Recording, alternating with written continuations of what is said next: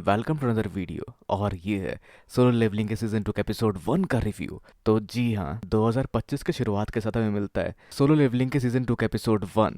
तो अगर अब तक आपने सीजन 2 का एपिसोड 1 नहीं देखा तो जाके पहले से देखिए, क्योंकि सीजन की शुरुआत ही काफ़ी धमाकेदार हुई है। तो अगर मैं इस एपिसोड के ओवरव्यू की बात करूँ बिना स्पॉइलर के, तो इसमें आप देख पाएंगे जिन्बो को अपनी पुरानी शक्तियों के साथ नई पॉसिबिलिटीज पाने की ओर जाते हुए।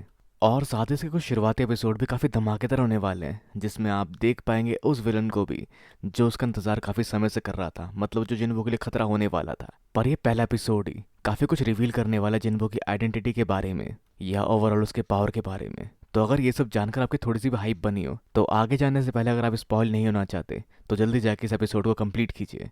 तो चलिए शुरू करते हैं इसका एक्सप्लेनेशन। तो एपिसोड की शुरुआत होती है जिन्बो के उसकी बहन के स्कूल जाने को लेकर, जो शायद एक तरह का पीटीएम था और फिलहाल जिन्बो उसका गार्जियन है, और जो जिम्मेदारी निभाते हुए वो उसके स्कूल में जाता है, जहाँ जिन्बो का लुक और फिजिक काफी हद तक बदल गई है, मतलब एक पॉजिटिव तौर पर, जिस वजह से उस स्कूल की सभी लड़कियों का उस पर क्रश आता है। पर खैर उस पीटीएम के दौरान वो जान पाता है कि उसकी बहन पढ़ाई में काफ़ी बेहतरीन है, जो काफ़ी मेहनत कर रही है और वो मेडिकल लाइन परस्यू करना चाहती है, जिसका कारण भी काफी हद तक सेम है, क्योंकि वो भी अपनी मॉम का इलाज ढूंढना चाहती है। पर खैर उस पीटीएम के दौरान वो टीचर अपने एक स्टूडेंट या जिन्बो के बहन के दोस्त के बारे में बताती है, जो हंटर बनना जारी रखना चाहती है। पर क्या जिन्बो के मामले में वो सही होता अगर वो उसकी बहन होती, जिस पर जिन्बो ना कहता है, और इसी बात को उसे मनवाने के लिए वो जिन्बो को रिक्वेस्ट करती है और आगे जिन्बो से मिलता है और बताता है कि वो उसके दोस्त का भाई भी है। पर ये अपने टीचर के लेक्चर नहीं सुनना चाहती, ना ही ये इस काम को छोड़ना चाहती है। पर जिन्बो के हिसाब से इसने जो भी कमाया है वो उसकी टीम के साथ मिलकर ही कमाया है, और ये एक ई रैंक की हंटर है, तो उसके लिए सर्वाइव करना हंटर के तौर पर काफ़ी मुश्किल होगा। जो जिन्बो को भी कहते कि वो भी तक ई रैंक का हंटर है। पर जिन्बो उसको यहाँ समझाने नहीं आया, बजाय उसके वो उसको ले जाना है एक्सप्लोर कराने के लिए असली खतरे डंजन के अंदर के, ताकि वो समझ सके हंटर बनने का खतरा भी। और कहानी में आगे हम देख पाते हैं हुआंग डोंगसू को, जो अमेरिका से साउथ कोरिया आ चुका है अपना बदला लेने के लिए, जो वो साफ साफ कहता भी है, क्योंकि वो एक एस रैंक हंटर है और उसको रोकना बाकियों के लिए काफ़ी मुश्किल हो सकता है। तो खैर वहीं जिन्हों पहुंचते ट्रेनिंग के लिए जो वाइट टाइगर गिल्ड के मैनेजर ने उसके लिए अरेंज की है, जिस पर वो खैर अपने लिए नहीं जा रहा, वो उस लड़की को ही लेके जाने वाला है। तो ट्रेनिंग के लिए इस्तेमाल करने वाले सी रैंक के डंजन को, जहाँ उनके इस मिशन का लीडर है एक ए रैंक का हंटर, जिससे खैर ये दो ई रैंक के हंटर्स बोझ के सिवाय कुछ और नहीं लगते। तो खैर इस ड्रिल या ट्रेनिंग के दौरान इनके पास मौजूद है एक ए रैंक का हंटर, 5 बी रैंक के हंटर और 2 सी रैंक के हंटर, जहाँ ये टोटल 8 हंटर थे। पर 2 लोगों के और जुड़ने से अब इनके पास इस रेड में टोटल 10 हंटर्स है। खैर उस रेड में जाने से पहले जिन्बो को बताया जाता है अपनी शक्तियाँ थोड़े कम इस्तेमाल करने के लिए, क्योंकि सी रैंक का डंजन जिन्बो के लिए कुछ भी नहीं है, और यहाँ कुछ नए हंटर्स है जिन्हें ट्रेन करवाने के लिए ये ड्रिल किया जा रहा है। तो खैर इस सब इन्फॉर्मेशन के साथ ये सब बढ़ते हैं उस डंजन के अंदर। पर तभी कुछ अजीब सा होता है और ये डंजन अजीब सा बिहेव करने लगता है, जहाँ से गेट का कलर लाल रंग का हो जाता है। जैसा कुछ होता देखते जिन्बो समझ जाता है कुछ गड़बड़ है, और वो अपनी टीम की लड़की को लेकर बाहर निकलने की कोशिश करता है, पर वो सिर्फ थोड़ा सा बाहर निकल पाता है, जो फिर बाहर खड़े लोगों को इन्फॉर्म करता है कि और ऊपर के अथॉरिटी को इन्फॉर्म करो जल्दी, क्योंकि ये डंजन ट्रांसफॉर्म हो चुका है एक रैड गेट में, और जहाँ उस गेट की ओर एक एस रैंक के अंडर पहुंच रहे हैं।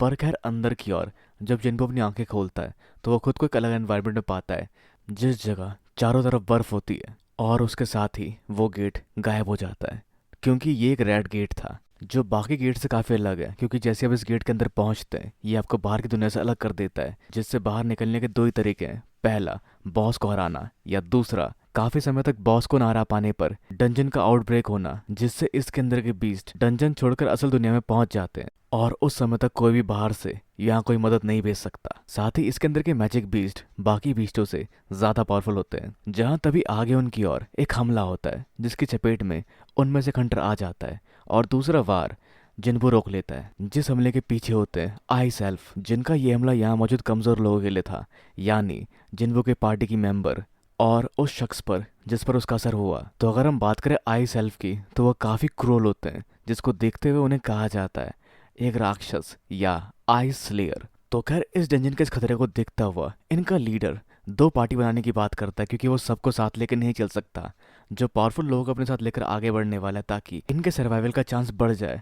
साथ ही वो ये भी नहीं चाहेगा कि कमज़ोर लोगों को उन्हें बचाना पड़े, जिस वजह से वो उन्हें कट ऑफ करने की बात करता है, जो कहता है अगर हम आगे नहीं बढ़े और यहीं खड़े रहे तो हम सब जम के मर जाएंगे, और जो भी मुझे फॉलो करेगा मैं श्योर करता हूँ कि वो सब जिंदा बचे रहेंगे। जिसे देखते हुए सभी बी रैंक के हंटर उसकी टीम में आने की बात करते हैं, जहाँ एक सी रैंक का हंटर भी वैसा कहता है, पर उसे वो अपनी टीम से बाहर निकाल देता है क्योंकि उसके लिए पावरफुल लोग अभी ज़्यादा इंपॉर्टेंट है। जो फिर आगे बताता है बाहर बीतने वाला हर एक घंटा यहाँ एक दिन की तरह होने वाला है, तो भले ही हम बॉस को हराएं या डंजन ब्रेक हो, उस समय पूरा महीना लग सकता है हम सब के लिए। और जिस सब दौरान कमजोरों को अपने साथ रखकर उन्हें बचाते हुए हम सब भी मरना नहीं चाहेंगे। साथ ही वो उनको उदास होने के लिए मना करता है क्योंकि वो जल्दी बॉस को हराकर उन तक पहुंचेगा, तब तक इन्हें बस जिंदा रहना है। पर खैर वहां मौजूद एक बी रैंक की हंटर जिन्वो की टीम को ज्वाइन करना चाहती है, इस वजह से नहीं कि वो उन पर दया कर रही है, इस वजह से कि वो जानती है जिन्वो की शक्तियों के बारे में, जिसने उसे देखा था उस एरो को पकड़ते हुए। जो जानती है जिन्वो ई रैंक का तो बिल्कुल नहीं है, उसकी शक्ति ए रैंक या उससे ऊपर की है। तो आगे एक साफ रास्ता देखते हुए वो ए रैंक का हंटर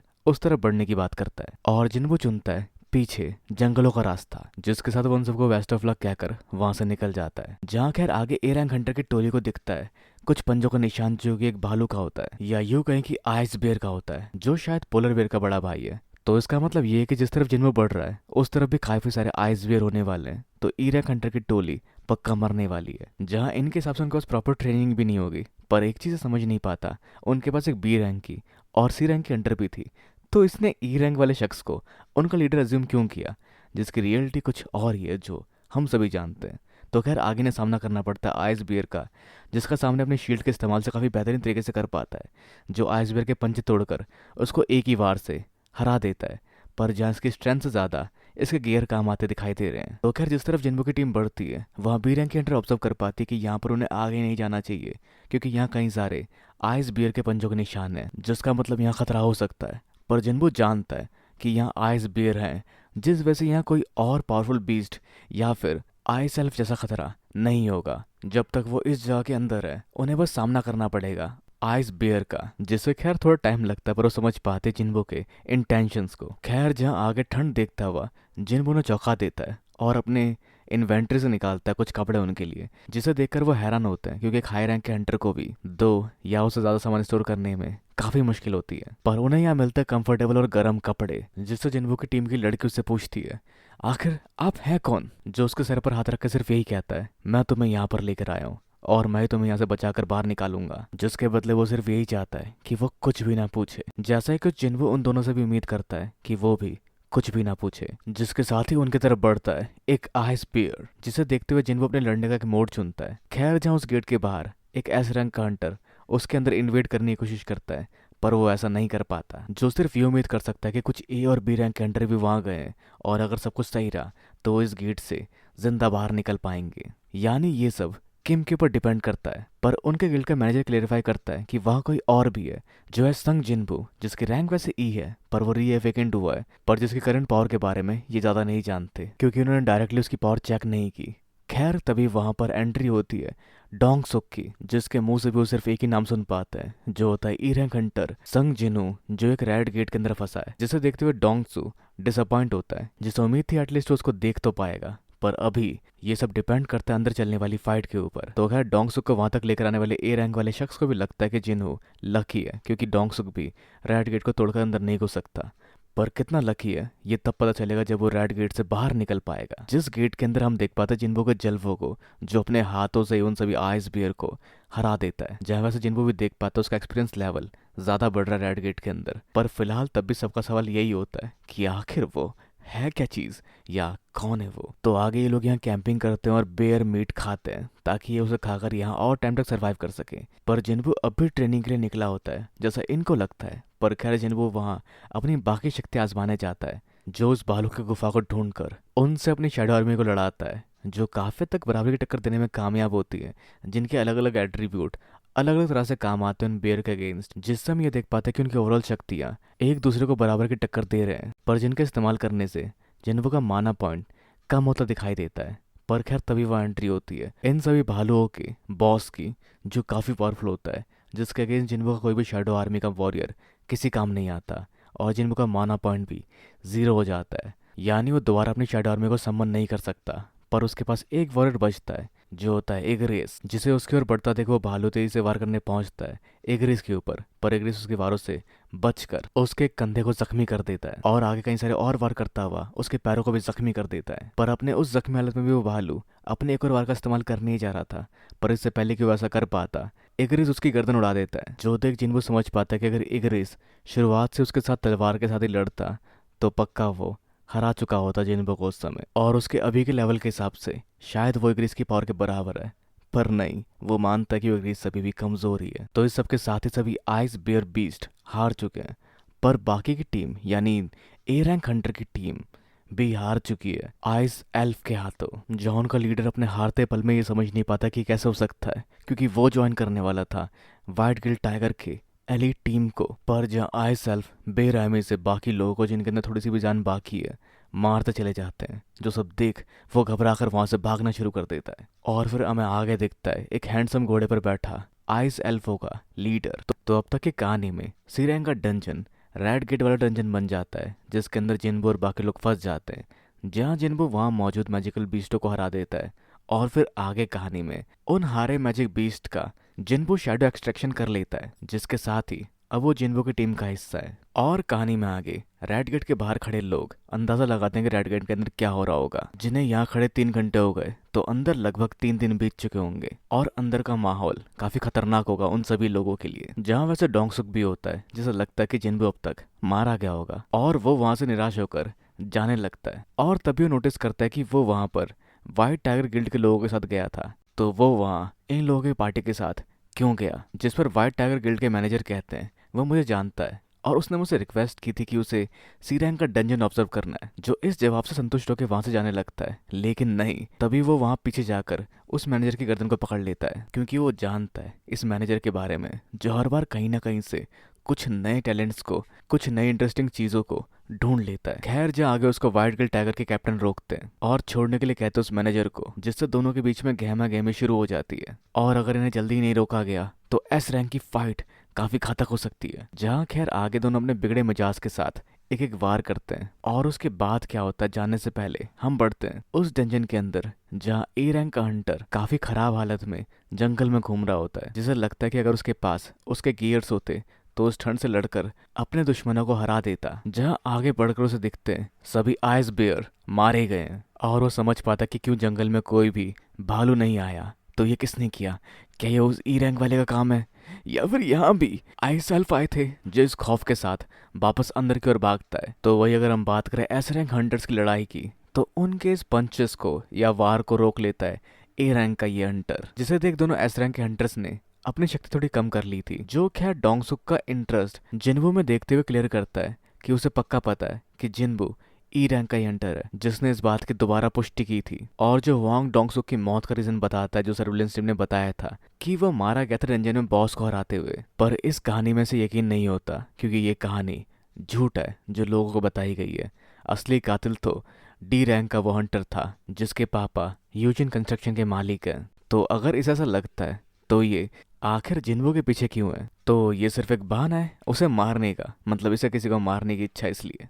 पर जिन्बू और इसकी लड़ाई कुछ और समय के लिए पोस्टपोन हो जाती है, क्योंकि इससे कुछ इंपॉर्टेंट मैसेज आते हैं और इसे उस तरफ जाना पड़ता है। तो सबकी उम्मीद जिन्बू को लेकर कुछ भी नहीं है सिवाय इस मैनेजर के, जिसे विश्वास है कि जिन्बू इससे पक्का जिंदा वापस आएगा। जिसके साथ ही हम बढ़ते डंजन की ओर, जहाँ ये सभी बैठ के बातें कर रहे होते हैं, और उन्हें देखकर ए रैंक के हंटर को लगता है कि इन्होंने चीजें छुपाई, इन्होंने ये गियर्स छुपा के रखे जो इनके पास था, जिस वजह से इन्हें हारना पड़ा और इसके बाकी साथी मारे गए। और ये इसी बात का गुस्सा लेकर उनकी ओर बढ़ता है, जिसे लगता है कि वो बी रैंक के हंटर भी इनके साथ मिली हुई थी, और यही लोग जिम्मेदार उन सभी लोगों के लिए जो मारे गए। जो 3 की गिनती के साथ चाहता है कि ये अपनी गलतियां मान ले, जो उन सभी को गुनहगार मानते हुए मारने के लिए आगे बढ़ता है। जो 3 गिनने के साथ ही उन पर हमला करने ही वाला होता है, लेकिन उसको रोकता है जिन्बू, जिसके एक ही वार से उसके हाथ से तलवार छूटती है और वो दूर जाके गिरता है। और उसके अलावा यहाँ पर आईएसएल भी होते हैं जो स्टिल्थ स्किल का इस्तेमाल करते हुए छिपे होते हैं, पर उनको महसूस कर लेता है जिन्बू, और वो सभी खुद को रिवील करते हैं। और हमें दिखता है कि हैंडसम घोड़े पर बैठा हुआ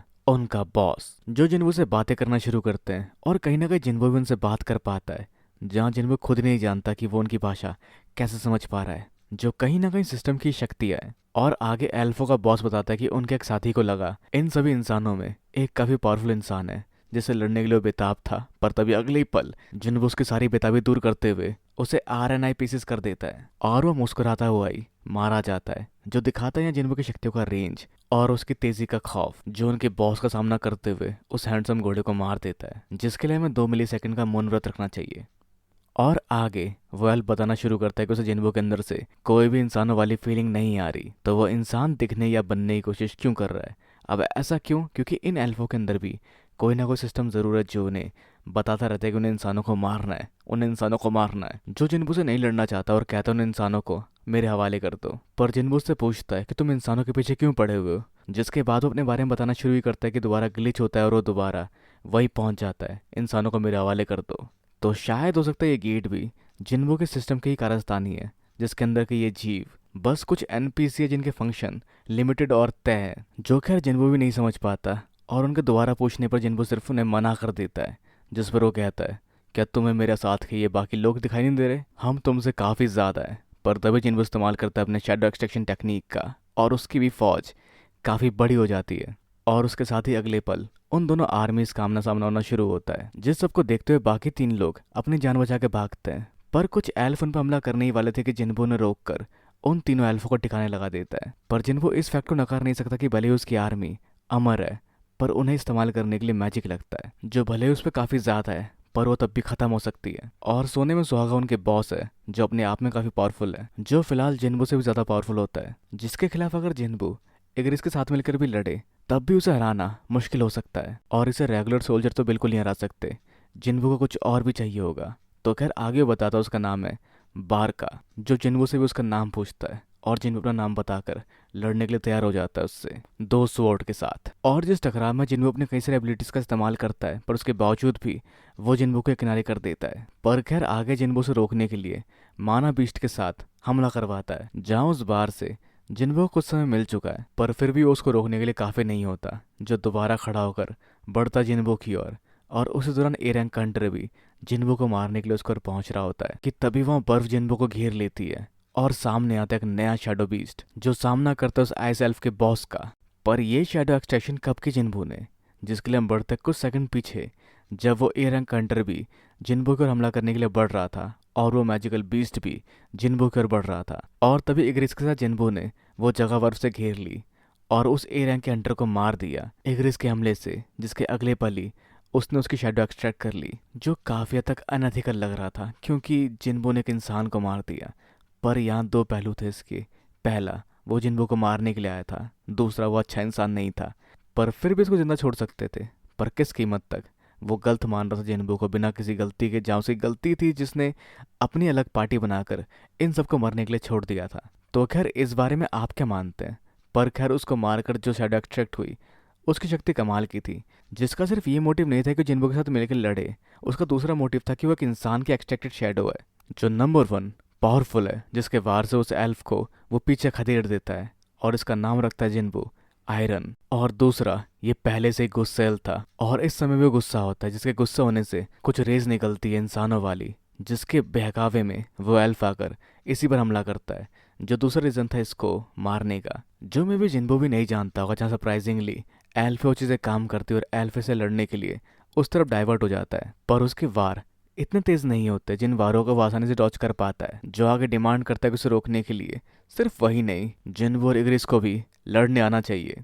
और जिसके अगले पल ही एक तेज तरार फाइट शुरू होती है, जहां वो उन दोनों का सामना और उनकी रफ्तार का सामना भी कर पाता है। पर फिर भी काफी तक आयरन की चिंगाड़ उसे अपनी ओर खींचने में कामयाब होती है, जिसका फायदा इग्रिस को दिखाते हुए जिन्बो उठा पाता है और उस पर अपने खंजर से वार कर पाता है। पर फिर भी वो एल्फ अपने अहम अंगों को बचा लेता है उस वार से। तो हाँ वो पावरफुल है, पर उसकी आर्मी जिन्बो ने खत्म कर दी, जिससे वो गुस्से में बढ़ता जिन्बो की ओर, जहां जिन्बो अपने खंजर को फेंक कर अपने दूसरे एबिलिटी से खंजर वापस पीछे की ओर लेकर आता है उस पर हमला करने के लिए। और उस मैजिक बीस्ट की तलवार टूटती है, जिसके अगले पल आयरन उस पर हमला करने के लिए बढ़ता है और उसे जकड़ लेता है, जिसके साथ ही मैजिकल बीस्ट उस पर हमला करते हैं, जिससे उस एल्फ को ज्यादा फर्क नहीं पड़ता, उसके पास कपड़े झुलस जाते हैं और वो आयरन को काटता हुआ बढ़ता जिन्बो की ओर। पर जिन्बो अपने स्टेल्थ स्किल के साथ उसके एब्डोमेन पर एक वार करता है जहरीले खंजर के साथ, और जिन्बो के हिसाब से ये सब खत्म हो चुका है।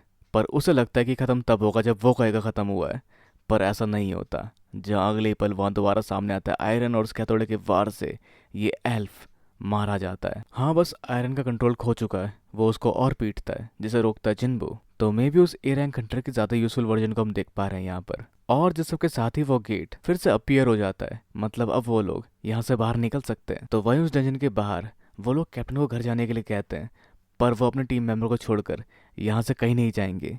वो लगभग सुबह तक यही इंतज़ार करेंगे। और तभी अगले ही पल वो दरवाज़ा नीला हो जाता है, जिसके अंदर से कुछ हंटर्स निकलते हैं। और वाइट गिल्ड के कैप्टन को लगता है कि इनमें से एक होगा वो ए रैंक का हंटर भी, पर सभी कमज़ोर हंटर उससे बाहर निकलते हैं सिवाय उस ए रैंक हंटर के और बाकी 5 हंटर्स के। जो वहाँ से निकले अपने 2 हंटर से पूछता है बाकी लोग का है, जिसके अगले पल ही जिनबू और उसकी पार्टी की मेंबर निकलती है और वो पोर्टल बंद हो जाता है, जिसके साथ ही वो ये जान पाते हैं कि बाकी पावरफुल हंटर्स मारे गए।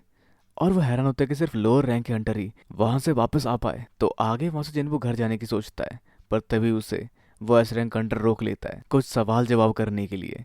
लेकिन जिनबू कहता है मैं थका हुआ हूँ, सवाल जवाब अपने गिल्ड वालों से करना। पर उस हंटर के हिसाब से उसने कोई मदद नहीं मांगी, ये उसका ऑर्डर था। जो अगले पल ही जिनबू को रोककर कहता है मेरी टीम के 6 लोग मारे गए, तो तुम बताना चाहोगे कि क्या हुआ वहां पर। जिस पर जिनबू एग्री करता है, पर साथ ही वो उसके 2 मेंबर्स को बचा कर लाया, जिस वजह से पहले उसको उसका शुक्रिया अदा करना चाहिए। जोसन वाइल्ड गिल्ड के कैप्टन माफी मांगते जिनबू से, तो जिनबू वहां से निकल जाता है। जिसके वहां से निकलने के बाद वो अपने गिल्ड मेंबर से पूछते हैं कि आखिर कौन था वो दोस्ती के लायक तो बिल्कुल नहीं लग रहा था। पर वो बताती है कि जैसे उसने बॉस को हराया उसके बाद से उसका मूड थोड़ा सा खराब हो गया। जिस पर मैनेजर कहते हैं शायद थकने की वजह से हुआ होगा, वो अच्छा इंसान है।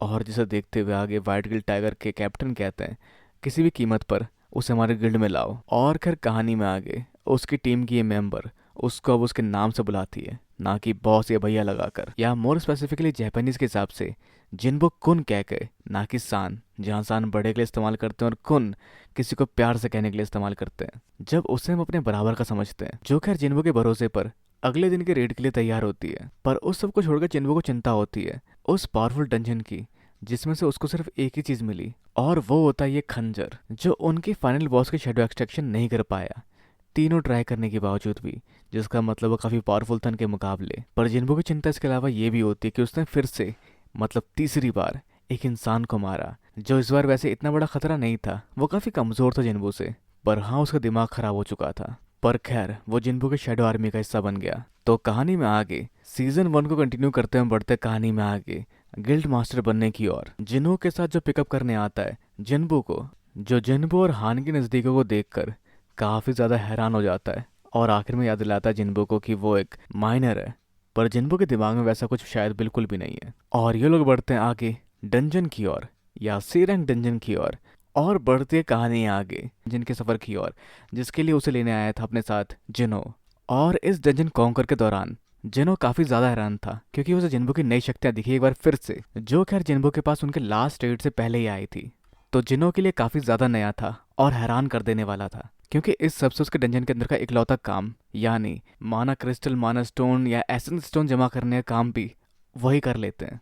तो जिनो जिन्बो की नई शक्तियों से हैरान और परेशान दोनों ही है। पर खैर आगे हम देख पाते हैं एक और नए शख्स को, जिसके बारे में और डिटेल में हम आगे जानेंगे। पर खैर इस समय उससे काफ़ी सारे लोग डरे होते हैं, क्योंकि उसकी शक्तियाँ शायद काफ़ी ज़्यादा है, जिसने इस जहाज़ को तबाह किया होगा। पर खैर उसने किसी को मारा नहीं, उसने इन लोगों को बस बेहोश किया है। पर दोनों के बीच में कम्युनिकेशन गैप या लैंग्वेज बैरियर की वजह से बात नहीं हो पाती।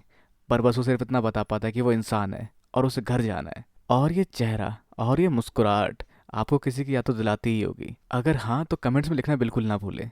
पर खैर आगे जिन्बू और जिनो उनके तय किए गए सारे डंजन क्लियर करने के बाद, जो गिल्ड मास्टर बनने के लिए ज़रूरी थे, सेलिब्रेट करते हैं। तो आगे जिनो अप्लाई करेगा गिल्ड मास्टर के लाइसेंस के लिए, और जिन्बू उस समय के लिए एक सफ़र पर निकलेगा। जिस सबको सुन थोड़ा सा उदास होता है जिनो, क्योंकि हो सकता है सफ़र के बाद उन दोनों के रास्ते अलग हो जाए। और उसे जिन्बू में अपना असली बड़ा भाई मिला था।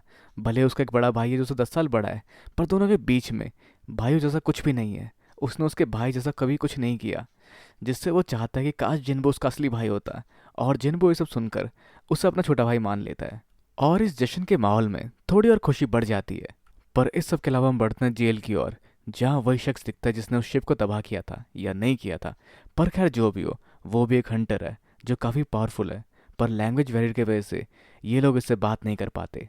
जो इनके लिए एक विदेशी हंटर है, मतलब इनके देश का हंटर नहीं है, जो बताता है कि वो आज से 10 साल पहले एक डंजन के अंदर फंस गया और नहीं निकल पाया। पर जब वो उससे बाहर निकल पाया तो उसने खुद को अमेरिका में पाया। पर क्या है सच, क्या है राज, उस बात की बात होने से पहले इन्हें वेट करना पड़ता है इनके एक ट्रांसलेटर का, जो यहाँ पहुँचने ही वाला है, जिसके बाद ही और वार्तालाप आगे बढ़ सकती है। क्योंकि ये शख्स अपने आप में एक इंसानी बीस्ट की तरह है और जिसको देखते हुए इन्होंने एक एस रैंक के अंडर की मदद मांगी है जो अभी इनकी ओर बढ़ रहे हैं, और वो है हांग। तो अगर हम बात करें इस शख्स की, तो अगर इन्होंने सही से सुना है तो उसका नाम है इल्हान संग। तो क्या अब आपको उसका नाम सुना सुना लग रहा है? पर खैर वो जानने से पहले हम बढ़ते हैं जिन्बो की ओर, जो दोबारा एक सफ़र पर निकल चुका है, एक टूर कहकर घर पर। जो सब देखते और सुनते उसकी बहन को उम्मीद होती कि वो किसी लड़के के साथ घूमने जा रहा है और बस वो उसके बारे में बताना नहीं चाहता, और जैसे कुछ होने की उम्मीद मुझे भी थी। पर खैर वो इस बार दोबारा गया है उस जगह जहाँ उसे एलेक्सर ऑफ लाइफ मिल सकता है। तो लास्ट टाइम जब जिन्बो का लेवल 20 था तब वो लड़ा था सेरेबेरस से, और जहाँ वो उसका लेवल इसके 3 गुना है, तो उसके लिए इस बार गेट में काफ़ी आगे तक बढ़ने की पॉसिबिलिटीज़ है। तो खैर उस सब का ध्यान रखते हुए वो चाबी का इस्तेमाल कर डंजन खोलकर आगे बढ़ता है, जिसका क्वेस्ट है कि डीमन इस कैसल के अंदर घूम रहे हैं और उसे उनकी आत्माएं जमा करनी है, और इसे क्लियर करने के लिए उसको 10,000 डीमन की आत्माओं की ज़रूरत है, जिसका मतलब समझे दया अंदर 10,000 से ज़्यादा डीमंस हो सकते हैं। तो खैर बिना अपना मकसद भूले जिन्हों बढ़ता है उन सभी डीमंस का सामना करने के लिए, जिस दौरान हम देख पाते हैं जिन्हों और उसके पापा के बीच की बातचीत, जहाँ जिन्हों के पास अपना गिल्ड खोलने का लाइसेंस आ चुका है, जिसके साथ जिन्हों कहता है कि हमें खुद का डंजन खुद ही लीड करना चाहिए ताकि बाहर वाले किसी और हंटर को लेने से रिस्क ना बढ़ जाए। पर उसके पापा जानते कि जिन्हों कैसे इतने सारे रेड क्लियर कर पाया, क्योंकि वो जानते जिन्हों के बारे में, जो dual dungeon event, Hongsuk event, Kong the killer और अभी वाइट टाइगर गिल्ड के रेड गेट वाले इवेंट से भी सबको बचा कर लाया है। मतलब सबको नहीं, पर जो बच पाए वो उसके साथ ही थे। पर जिन्हों कहता है कि मैं ये डंजन अपने बलबूते पर लीड करना चाहता हूँ, जिसके लिए उसके पापा मान जाते हैं, पर बस एक शर्त के साथ कि उसे जिन्बू को भी अपने साथ मिलाना पड़ेगा। जिस पर खैर जिन्हो हाँ तो कह देता है, पर क्या जिन्बू मानेगा? क्योंकि जिन्बू भी बिजी है डीमंस की लाशों का ढेर लगाने में, जो वैसे उनकी शैडो को एक्सट्रैक्ट नहीं कर पाता। पर वहाँ मौजूद सभी डीमंस को मारने के बाद उसे अगले फ्लोर तक आने का परमिट मिल जाता है। जिस तरह बढ़ने के लिए वो अपने शैडो एक्सट्रैक्शन से आइस बियर के लीडर का इस्तेमाल करता है, पर उसके सामने और भी मॉन्स्टर खड़े होते हैं जिन सबको रौंदता हुआ आइस बियर आगे बढ़ता है। तो जिन्बो को यहाँ आने की चाबी मिलने पर उम्मीद थी कि यहाँ के जो डीमन होंगे वो सभी एस रैंक के होंगे, पर इस फ्लोर तक सभी सिर्फ बी रैंक या उसके आसपास के ही है। और ऊपर बढ़ते बढ़ते उनकी शक्ति में थोड़ी बहुत बढ़ती दिखाई दे रही है, जहाँ वो अपने बाकी स्किल्स को भी उनके ऊपर यूज़ करके एनहेंस कर रहा है। और जिन्बो यहाँ आने के लिए पूरी तरह से तैयार था, क्योंकि वो अपना लंच और खाना यहाँ बीत सकने वाले दिनों के हिसाब से तैयार करके लाया था। तो ये कैसल लगभग 100 फ्लोर तक है, जहाँ उसे और ऊपर बढ़ते जाना है, जिसकी ऊंचाइयों तक पहुँचते हुए जिन्बो की शक्तियाँ भी पहले से ज़्यादा बढ़ती हुई दिखाई दे रही है। पर बस उसे ध्यान रखना है कि वहाँ तक पहुँचने से पहले उसकी सप्लाई यानी खाने पीने की चीज़ें ख़त्म ना हो जाए, जिस सब दौरान वो लगभग 4,000 डीमंस तक को मार चुका होता है। जहाँ ये खेल सिर्फ समय का ही है, जो डीमंस को हराता हुआ और खाते पीते हुए अपनी शक्तियाँ पूरी करते हुए आगे बढ़ता चला जाता है, और इस तरह से पूरे कर पाता है वो 10,000 डीमंस को मारने का टारगेट। जिसके बाद उसके सामने खड़ी होती एक बड़ी सी आर्मी और उनके पीछे बैठा हुआ उनका बॉस, जिसका सामना करने के लिए जिन्बू अपने शैडो एक्सट्रैक्शन से अपनी आर्मी को सामने ले आता है, जो जाना जाता है lord of the lower floors avaricious Vulcan. और ये दुश्मन उसके सामने आया है 50वीं मंजिल पर साथ ही कि आप जानते हैं जिन्बू के ऊपर नजर रखी जा रही है वाइट गिल्ड टाइगर वालों की तरफ से, जो उसे अपने साथ जोड़ने का मौका नहीं छोड़ना चाहते, जो उसके हर एक चाल पर नजर बनाए हुए हैं, जो उस समय घर पर नहीं होता और उसकी खोज खबर उन्हें कहीं भी नहीं मिलती, क्योंकि वो इस समय मिलेगा आपको डंजन के अंदर सामना करते हुए 50th फ्लोर के बॉस का, जहाँ जिन्बू अपनी आर्मी को उसकी आर्मी से भिड़ा देता है, बस उसके बॉस को छोड़ने के लिए कहता है, जो काफ़ी भारी भरकम सा होता है, जिसे देख के उम्मीद नहीं होती कि वो अपनी जगह छोड़कर हिलेगा भी। पर पलक झपकते ही वो वहाँ से गायब होता है, जो अपने बड़े से हथियार से उन सभी शैडो आर्मी के ऊपर हमला करता है, जो देखते हुए जिन्बू भी उस पर अपनी शक्तियों का वार करता है, जिसे उम्मीद नहीं थी कि उसकी शक्तियाँ इतनी बढ़ चुकी होंगी, जिसके उस वार से वो बीस्ट काफ़ी पीछे जाके गिरता है। पर वो जिन्बू का वो वार खाते ही बिल्कुल अपने नए मोड में आ जाता है, जो बिल्कुल सेरेबेरस की तरह ही उसकी एक बफ स्किल होती है, जो देखते हुए जिन्बू फैसला करता है आयरन के शील्ड का इस्तेमाल करने का, जिसके शील्ड पर लगातार कई सारे वार करता है वो डीमन लॉर्ड, जिसके भारी भरकम और तगड़े शरीर के बावजूद भी उसकी शक्तियों के साथ उसकी रफ्तार भी देखते ही बनती है। पर उसके वारों का सामना करते हुए जिन्बू एक मौका ढूंढता है कि उसे वो मौका मिले और वो उसके वारों को काउंटर कर पाए, जिसके साथ ही जिन्बू उसके ब्लाइंड स्पॉट से वार करने के लिए बढ़ता है, पर वो डीमन लॉर्ड उस वार को भी काउंटर करने वाला होता है, जो देखते हुए जिन्बू इस्तेमाल करता है अपने रूलर हैंड के लेवल 2 का, जिससे वो उसके इस वार को रोक लेता है। और जिन्बू उसकी शक्ति और रफ्तार को देख के थोड़ा हैरान होता है, जो सब देखते हुए जिन्बू उससे थोड़ी दूरी बनाने की कोशिश करता है और वहाँ से भागता हुआ बढ़ता एक बिल्डिंग की ओर और अपना डैश मूव का इस्तेमाल करते हुए तेजी से ऊपर चढ़कर सही मौका बनाते हुए चकमा देकर उस बीस्ट को अपने दूसरे खंजर के इस्तेमाल के साथ हरा देता है, जिससे उसे उस जीवन अमृत के पहला इंग्रेडिएंट मिलता है, वर्ल्ड ट्री फ्रैगमेंट। और हम बढ़ते इन्वेस्टिगेशन की ओर उस शख्स के जिसे कहा जा रहा है इंसानी बीस्ट जो बात कर सकता है, पर वो इसे क्लेरिफाई करने के लिए डीएनए टेस्ट तक देने के लिए तैयार है। और जिसे इंटेरोगेशन कर रहा है हुआंग, जो उसे तब तक कुछ नहीं सुनना चाहता जब तक वो उससे कुछ ना पूछे, और उसने उसका मजाक खराब कर दिया है। पर आगे वो बताना शुरू करता है कि इंसान ने गेट्स और मैजिक बीस्ट के बारे में जितना भी कुछ जाना है वो काफ़ी ज़्यादा कम है। वो सब बस एक बड़े से आइसबर्ग के ऊपर के टिप जैसा है, जो आगे बताता है अनंत तबाही ला सकने वाली शक्तियाँ जाग रही है। पर खैर जिसके बारे में वो सिर्फ इतना ही कह सकता है कि वो जाग रही है और कुछ और नहीं।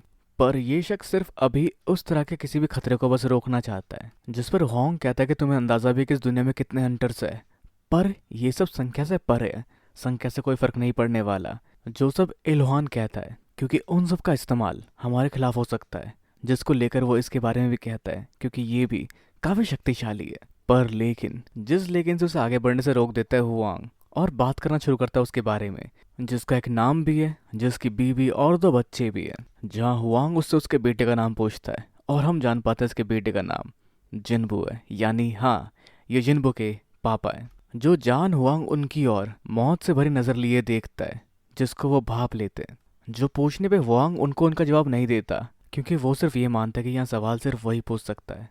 पर फिर भी वो सिर्फ इतना ही कहता है कि तुम्हारा बेटा मर गया समझो, और अगर तुम उसे कुछ कहना चाहते हो तो दूसरी दुनिया में जाकर कहना, जिससे हम इल्हान के बढ़ते हुए गुस्से को या शक्ति को भी देख पाते हैं। साथ ही जिन्बो की आर्मी भी जो काफी आगे बढ़ चुकी है, और जिन्बो को भी जो उस टावर के बॉस को काफी आसानी से बिना उसके पकड़ में आए और बिना ज्यादा मेहनत के हरा देता है। और वहीं दूसरी तरफ इन लोगों ने सुना था कि एस रैंक के हंटर्स के आपस में लड़ने से उस जगह का नक्शा ही बदल जाता है, जो उन्होंने पहली बार देख भी लिया। और यहाँ जो कुछ भी हुआ वो काफी तेज हुआ, और जिस तेजी से तबाही फैली उससे पहले ही वांग हार चुका था। और अगर हम बात करें जिन्बू की, तो उसकी फूड सप्लाई खत्म हो चुकी है, और वो अपने इस टावर के सफर को यही पूर्ण विराम लगाता है, जो कि 75वां फ्लोर है। यानी अभी सिर्फ 25 फ्लोर और रह गए हैं, यानी काफ़ी फ्लोर अभी भी क्लियर करने के लिए रह गए हैं। पर अब तक जो भी उसे चीज़ें मिली वो काफ़ी ज़्यादा बेशकीमती है, जैसे 50वीं मंजिल के ये कुंडल, ये हार अभी हरा है बॉस से, जो सब कुछ अपने आप में काफ़ी कमाल है। पर उसके बावजूद जो उन्हें ऊपर मिलेगा वो इससे भी ज़्यादा कीमती हो सकता है। और ये खाली जगह बताती है कि एक और लेवल का बॉस है जिसे इसे हराना है। साथ ही वहाँ और भी कमाल के आइटम मिलते हैं, जैसे क्रिस्टल, जो जिन्बू के काम के नहीं है, पर अगर इसको उसके माना बीस्ट पकड़े तो उनकी माना की शक्तियाँ बढ़ जाती है। और एक रैंडम लूट बॉक्स जिसके अंदर से मिलती है एक चाबी, जिस चाबी का इस्तेमाल कहाँ और कैसे होना है वो वक्त आने पर बता दिया जाएगा, जिसकी फिलहाल कोई डिटेल जिन्बू को नहीं मिलती। तो अब तक जिन्बू को 50वीं मंजिल में मिला वर्ल्ड ट्री का फ्रैगमेंट, और 75वीं मंजिल पे उसको मिला स्प्रिंग वाटर फ्रॉम एको। और ये दोनों है उन 3 इंग्रेडिएंट्स में से एक जो ज़रूरी है एलेक्सर ऑफ लाइफ के लिए। और अब बस एक और इंग्रेडिएंट जिसके मिलते जिन्बू की मॉम ठीक हो जाएगी, जिस सब के साथ जब जिन्बू यहाँ अगली बार आएगा तो वो इस सबको ज़रूर ख़त्म करके ही जाएगा, जिसके पास अब सिर्फ एक ही आइटम की कमी रह गई है एलेक्सर ऑफ लाइफ को क्राफ्ट करने के लिए, जो है purified blood of demon monarch. और अब बस जिन्बू को अगली बार ही वहाँ जाने के लिए खुद को प्रिपेयर करना है, ताकि जब वो वहाँ जाए तो वो वहाँ के खतरों के लिए प्रिपेयर्ड हो और वो आसानी से वो ला पाए वहाँ से वो तीसरा इंग्रेडिएंट। पर खैर जिन्बू का पावर लेवल डीमन वेल में जाने के बाद थोड़ा बढ़ गया है, पर ऑफिशियली अब भी वो ई रैंक का ही हंटर है, और उसे और पावरफुल डंजन में जाने के लिए खुद के रैंक को बढ़ाना ही पड़ेगा। तो अब जिन्बू अपने उस दिखावे को खत्म करने के लिए तैयार है, यानी वो करवाएगा हंटर रैंक रीअसिस्ट। और हम बढ़ते हैं हंटर रैंक असिस्टमेंट की ओर, जहाँ व्हाइट गिल्ड टाइगर वाले भी लोगों पर नजर गड़ाए खड़े होते हैं कि वो किसको चुनेंगे। पर तभी वहाँ उसकी नजर पड़ती है जिन्बू की ओर, जो ये खबर अपने गिल्ड के कैप्टन तक पहुंचाता है, जो फिर खुद उस जगह आने के लिए निकल पड़ते हैं। तो आगे बारी आती है जिन्बू के रीअसिस्टमेंट की, जिस पर वो जैसे प्रोसीड करता है तो मशीन एरर देने लगती है, जैसा कई बार करने के बावजूद भी होता है। और फिर असेसमेंट करने वालों में से एक सीनियर आता है जो ये कंफर्म करता है कि यह मशीन खराब नहीं है, सच ये कि ये मशीन उस शख्स की माना को मेजर ही नहीं कर पा रही, जैसा ऑलमोस्ट अब तक सिर्फ 9 बार ही हुआ है। और इसका मतलब साफ है कि उसकी रैंक एस क्लास के बराबर है। खैर इस सब से अनजान बाहर 2 मेजर गिल्ड के लोग खड़े होकर आपस में बात करते हैं, जूजू आइलैंड वाले एंड्स की, जिनके अब पंख भी उगने लगे हैं और काफी कुछ अजीब हो रहा है, जिसमें शामिल होता है वो रेड गेट भी, जो अचानक से आया और कोई अनजान शख्स ही उस रेड गेट को क्लियर कर पाया, जिस बारे में खैर इस ए रैंक वाले शख्स को भी नहीं पता होता क्योंकि वो उससे पहले ही वहां से निकल चुका था। पर तभी खैर इनका ध्यान जाता है असेसमेंट वाली जगह पर हो रही चहलकदमी को लेकर, जो नॉर्मली होती है, पर फिर भी इस बार ये एस रैंक हंटर भी उस सब को करीब से देखना चाहता है। और अंदर ही शोर शराबा होता है जिन्बो को लेकर, जो कि फिलहाल अभी माना जा रहा है कि एस रैंक का हो सकता है, पर इसको लेकर वो अभी भी श्योर नहीं है क्योंकि इस देश में ऐसा सिर्फ 9 बार हुआ है। और वो लोग भी जिन्बो को 3 दिन बाद दोबारा आने के लिए कहते हैं ताकि वो इस चीज़ को कंफर्म कर सके कि ये सच भी है या नहीं। और अंदर शोर शराबा इसी चीज़ को लेकर चलता है कि हाँ हो सकता है ये 10वां बंदा हो जो एस रैंक का निकले। पर साथ ही कोई तो यहाँ पर भी होता है जिसे पता होता है कि पहले से ही जिन्बो एस रैंक का हो सकता है, और वो पहला मौका नहीं चूकना चाहता जिन्बो से बात करने के लिए।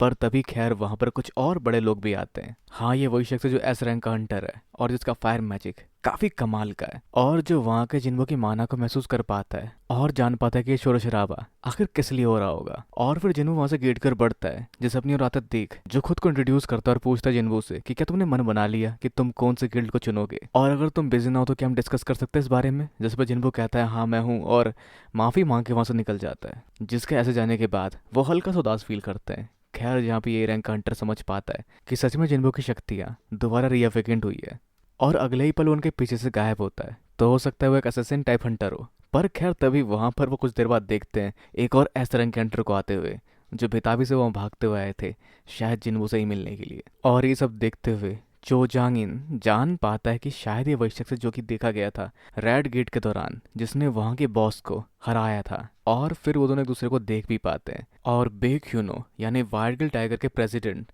समझ पाते हैं कि बात सब फैलने लगी है। तो आगे जिन्बो अपनी मॉम से मिलने जाता है, जो उनसे कहता है कि बस कुछ समय और आप ठीक हो जाओगी। पर तभी बाहर उसका इंतजार करते हैं एक और हंटर गिल्ड के प्रेसिडेंट गोकुन ही, जो मिलते हैं जिन्बो से और बधाई देते हैं उसके एस रैंक होने को लेकर। मतलब अभी ये चीज़ कंफर्म नहीं हो पाई, पर फिर भी वो एस रैंक हंटर है। पर जब ये चीज़ ऑफिशियल नहीं हुई तो आखिर ये क्यों मिल रहे हैं उनसे, तो इसे कहते हैं ग्रेस पीरियड, जो समय इन्हें मौका देता है जिन जैसे लोगों के साथ कांटेक्ट बनाने के लिए। और वो आगे बताना शुरू करते हैं कि हमारे इतनी पहुंच होने के बावजूद भी हमारे पास कमाल के हंटर्स नहीं है, और बाकी हंटर गिल्ड के कंपैरिजन में हमारे पास इतनी पैसे और फेम भी नहीं है, जहाँ उनका टॉप हंटर सिर्फ ए रैंक का है। जिसके साथ वो मुद्दे की बात पर आते हैं कि वो चाहते हैं कि उन्हें काफी खुशी होती है अगर जिन्बो उनका गिल्ड ज्वाइन करता, जो वैसे उसके बदले उसे एक अच्छी पोस्ट भी देंगे। जिस पर जिन्बो पूछता है कि वैसा क्यों कर रहे हैं, जिस पर वो बताते हैं कि अभी की सोसाइटी डिपेंड नहीं करती गवर्नमेंट के ऊपर, ये उससे ज्यादा निर्भर है हंटर्स के ऊपर, और जिस सबको मेंटेन करके रखते हैं 5 मेजर गिल्ड्स, जिन्हें 5 बड़ी ताकत या 5 डायनासोर भी मान सकते हैं, जो एक दूसरे के खिलाफ कड़े खिंचाव भी बनाए रखते हैं।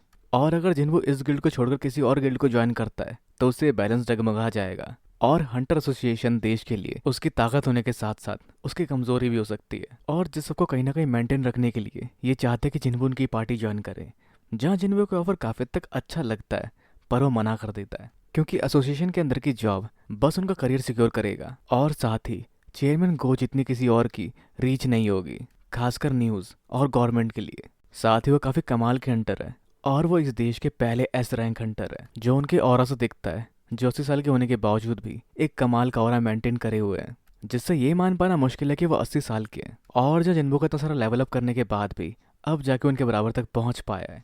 और वो जानता अगर उसने इस ऑफर को एक्सेप्ट किया तो उसकी लाइफ बदल जाएगी, पर फिर भी वो ये सब जानते हुए इस ऑफर को रिजेक्ट कर देता है। जिस पर चेयरमैन गो को उम्मीद होती है कि ये सब उसने पैसे के लिए किया होगा, पर फिर जिन्बो बताता है अपने इरादों को, जो कि लड़ना चाहता है, हाँ मैजिकल बीस्ट के खिलाफ ही, जहाँ उसे डंजन क्लियर करना ही ज़्यादा सेटिस्फाइड लगता है। और चेयरमैन गो उसकी आंखों में उस बात की सच्चाई को महसूस कर पाते हैं, और जो फीलिंग उन्हें से मिलती है वैसी फीलिंग उन्हें कई सालों से महसूस नहीं हुई, जो अपनी खुशी को बयान नहीं कर पाते, जिन्हें उम्मीद नहीं थी कि वैसा कभी दोबारा महसूस कर पाएंगे, जो ये भी मानते कि अगर उनकी उम्र 10 साल और कम होती तो वो पक्का इसके साथ मिलकर काम करते। और इसके बाद ये सब एक पॉजिटिव नोट पे खत्म होता है, और इस सब से चेयरमैन गो जो जज्बात महसूस कर पाते हैं वो उसको मेंटेन रखना चाहते हैं, जिस वजह से वो आगे की मीटिंग्स को कैंसिल कर देते हैं आज की, और बस बहू के साथ ड्रिंक लेने की तैयारी करते हैं, जो चाहते हैं मे भी उन्हें कभी जिन्बो भी एक ड्रिंक के लिए ज्वाइन करे। खैर या जिन्बो के सपने सिर्फ ये नहीं कि उसे डंजन क्लियर करना है, उसके सपने ये भी कि उसको और पावरफुल बनना, ताकि वो उस टावर को क्लियर करके अपनी मॉम के लिए वो इंग्रेडिएंट ला सके, क्योंकि एसोसिएशन मोस्टली डी और ई रैंक के अंडर पे काम करती है, पर उसे अपनी मॉम को हील करने के लिए उससे भी ज्यादा पावरफुल डंजन चाहिए। और आगे हम देख पाते हैं हुआंग डोंगसू को, जो हॉस्पिटलाइज है और जो संग इवान को एक मैजिकल बीस्ट बताता है क्योंकि उसने इसकी इतनी बुरी हालत कर दी। खैर जो भी गायब है जिसको सेंट्रल ट्रैक कर रही है, और ये कह पाना मुश्किल है कि क्या वो लोग उसको रोक पाएंगे या रोकना भी चाहेंगे, क्योंकि उसने इस एस रैंक हंटर की इतनी बुरी हालत कर दी। जिसने ऐसा इसलिए किया क्योंकि वो जिन्बो को मारने की बात कर रहा था। जैसे वो कहता है मेरे परिवार से दूर रहो वरना मौत भी तुम्हें मुझसे नहीं बचा पाएगी। जहां वो बस इस सबसे चिढ़ता हुआ ये अंदाजा लगा पाता है कि वो किस तरह बढ़ रहा होगा, और अब इसको भी उसी तरह बढ़ना है। और उसको हराने के लिए इस बार वो इस्तेमाल करेगा आर्टिफैक्ट का। तो आर्टिफैक्ट वो ऑब्जेक्ट है जो हथियार की तरह इस्तेमाल किए जाते हैं, जो ऐसे गियर्स होते हैं जो हंटर्स की शक्तियों को कई गुना या कई हद तक बढ़ा सकते हैं। जैसा ही कुछ एक जिन्बो भी ढूंढने की कोशिश करता है, पर उनका प्राइस काफ़ी ज़्यादा होता है जो उसे महंगे लगते हैं, साथ ही किसी काम के भी नहीं लगते जिसका वो इस्तेमाल कर सके डीमन कैसल को कॉन्कर करने के लिए। और वैसे जो भी टॉप्स आर्टिफैक्ट्स होते हैं उनके इस्तेमाल से शक्तियों के 20 से 30% बढ़ने की गारंटी दी जाती है। जहाँ उसके सामने एक स्पीयर भी आता है जिसके इस्तेमाल से शक्तियों को 50% तक बढ़ाया जा सकता है, पर वो काफ़ी महंगा होगा, जिसको खरीदने पर शक होगा जिन्बो के ऊपर कि एक ई रैंक के हंटर के पास वो चीज़ कैसे आ सकती है। जहाँ वैसे जिन्बो एक मौका ढूंढना चाहता है जहाँ वो ई रैंक के हंटर के तौर पर ही एनरोल हो, और वो एक ए रैंक का डंजन हो, जिसे मिलता है एक ऐसा डंजन जहाँ माइनिंग वर्क के लिए लोग चाहिए, वो बस फिजिकली फिट होने चाहिए, और किसी भी रैंक का हंटर उसके लिए अप्लाई कर सकता है। और फिर जिन्बो पहुंचता है माइनिंग वाली जगह पर, जिन्हें बस फिजिकली फिट लोग चाहिए, और जिन्बो डंजन रेट पे जाता रहता है, जिस वजह से वो एप्लीकेबल होता है माइनिंग वर्क के लिए। तो ए रैंक का डंजन कुछ इस तरह से काम करता है, उसके अंदर बहुत सारे माना क्रिस्टल पाए जाते हैं, जिस वजह से दो टीम बढ़ती होती है। पहली स्ट्राइक टीम जो अंदर से मॉन्स्टर या मैजिक बीस्ट को खत्म करती है, जिस दौरान माइनिंग टीम हारे हुए मैजिकल बीस्ट को और बाकी के माना क्रिस्टल्स को उठाकर बाहर लाते हैं। और जिस डंजन के अंदर स्ट्राइक टीम अपना कमाल दिखाती है, जिसकी शुरुआत करते हुए पहले फायर पावर शूट की जाती है, और फिर जो रिफ्लेक्ट हो सकते हैं जिसे रोकने के लिए टैंक टीम अपने ही किए गए हमलों को अपने स्ट्राइक टीम को लगने से रोकती है, जिससे वहां मौजूद सभी मैजिक बीस्ट हार जाते हैं धीमी आंच पर पककर। और साथ ही हम देख पाते हैं इस देश के 9th एस रैंक का वेगन शख्स को भी, जिसका ऑरा काफी कमाल का होता है। खैर जो कि जिन्बो को भी महसूस कर पाती है, पर जिन्बो उसी समय वहां से अपनी जगह बदल लेता है। तो अब स्ट्राइक टीम बाहर आ चुकी है और अब बारी माइनिंग टीम के अंदर जाने की, जो अपना काम जोरों शोरों से शुरू करती है। पर खैर वहां अंदर जिन्बो महसूस कर पाता है बॉस की प्रेजेंस, जिसकी शक्तियां वल्कन और मेटिस से भी ज्यादा है, जिसका सामना करने के लिए जिन्बो काफी हद तक एक्साइटेड होता है। पर अंदर सबको इस चीज को लेकर टेंशन होती है कि एक ई रैंक के हंटर को क्यों उस काम के लिए लिया गया। और अंदर कोई बिगड़े मिजाज के साथ जिन्बो से बात करता है, पर जिस पर जिन्बो की आंखें पड़ते ही वो शांत होकर ये सोचता है कि क्या सच में ये ई रैंक हंटर है। और ये चीज़ तब और शक के दायरे में आ जाती है जब जिन्बो अंदर माइनिंग करना शुरू करता है, जिसकी शक्ति काफ़ी कमाल की होती है, काफ़ी आसानी से वो काफ़ी सारा माइन कर पाता है। पर कुछ समय बाद लंच हो जाता है, पर जिन्बो वहाँ अंदर अपना काम थोड़ा और निपटाने की बात करता है, जिससे बाहर छोड़कर सब लंच करने बाहर पहुंचते हैं। और जिन्बो समझ पाता है कि ये मौका है ए रैंक के बीच का सामना करने का, और वो भागता वहाँ पहुंचता है। पर साथ ही वो ये भी सोचता है कि अगर उसने इस बॉस को अभी हरा दिया तो ये माइनिंग नहीं कर पाएंगे और बहुत लॉस होगा हंटर एसोसिएशन को। पर वो एक हल्का सा खरोच तो मार ही सकता है उस बीस्ट को, जिससे वो हारेगा तो नहीं। पर तभी वहाँ एक एस रैंक की हंटर आ जाती है जो जिन्बो से पूछती है तुम आखिरिया क्या कर रहे हो, जो अपनी बात को दोबारा रिपीट करती है। तो क्या होगा आगे, क्योंकि कहानी यही खत्म होती है। जहाँ ये एपिसोड एक हाइप के साथ खत्म होता है कि शायद वो इंटरेक्ट कर पाएंगे और जिन्बो इसको बेहोश करके उस मॉन्स्टर का सामना कर पाएगा। हाँ मतलब ऐसा तो बिल्कुल नहीं होने वाला, हो सकता है जिन्बो को यहाँ से बैक ऑफ करना पड़े और वो बोले कि मैं गलती से यहाँ आ गया था, या वो बीस्ट आज़ाद हो जाए और दोनों को साथ मिलकर लड़ना पड़े उसके अगेंस्ट। पर चाहे जो भी केस हो, वो एक एस रैंक की हंटर है, वो उस बीस्ट का सामना अकेले कर सकती है। पर खैर अब आप क्या सोचते हैं क्या होगा आगे अगले एपिसोड में? अपने विचार नीचे कमेंट बॉक्स में बिल्कुल ना भूलें। इस वीडियो को लाइक शेयर और चैनल को सब्सक्राइब करना भी बिल्कुल ना भूलें। तो अगले मिलते हैं अगली वीडियो में। Sayonara and have a nice day.